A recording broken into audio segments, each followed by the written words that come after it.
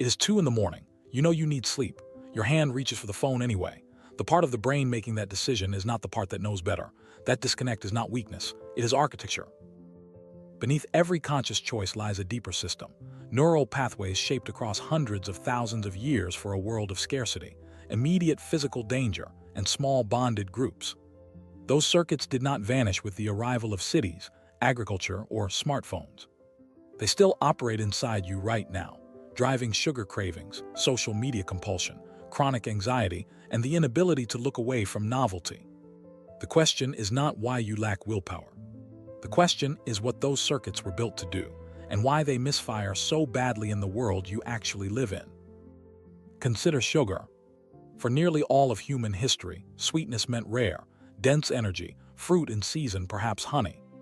Finding it was a survival event.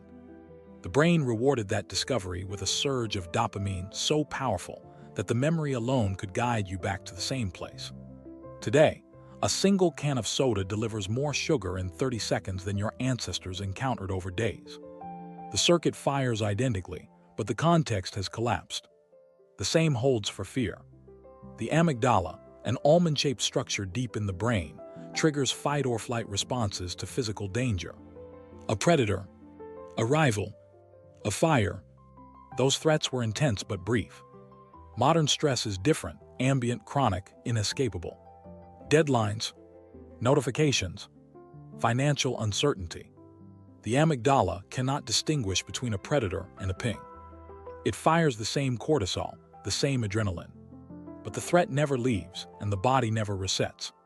Attention to novelty follows the same ancient pattern. An early human who noticed movement in the periphery, a rustle, a shadow, was more likely to survive. That drive now pulls your gaze toward every red badge, every thumbnail, every infinite scroll. The circuit does not understand that the novelty is manufactured. It only knows something new has appeared, and it demands to be investigated. Then came the screens. For our ancestors, belonging to a group meant survival. Exclusion could mean death. The brain developed reward and distress systems to keep you connected, warmth when accepted, sharp anguish when ignored. Social media platforms have mapped this mechanism with extraordinary precision. A like, a follow, a comment. Each delivers a microdose of the same validation signal your brain has pursued since before written language existed. But the signal is now amplified, quantified, and made endless. But here is the catch. What modern technology has done is not accidental. It is precise.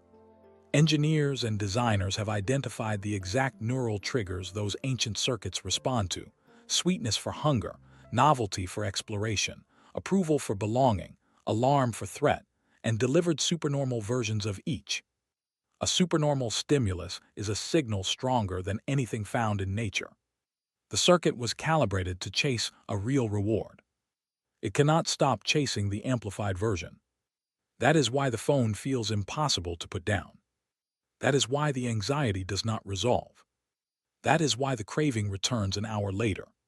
The operating code is running exactly as designed, for a world you will never inhabit.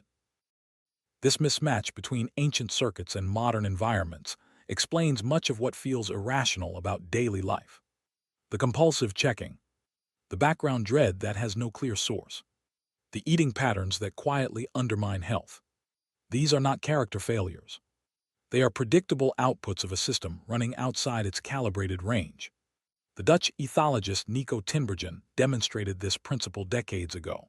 Animals prefer artificial stimuli exaggerated beyond natural signals, even when those stimuli serve no real purpose. The human brain responds no differently when the input is engineered. The next time you reach for the phone at 2 in the morning, consider that you are experiencing the exact machinery that kept your ancestors alive. It is not broken. It is not betraying you. It is doing what it has always done, seeking reward, avoiding danger, connecting to others, in a world that has learned to imitate those signals without delivering what they once promised. The architecture is ancient. The environment is not. And the space between the two is where most of modern struggle quietly lives.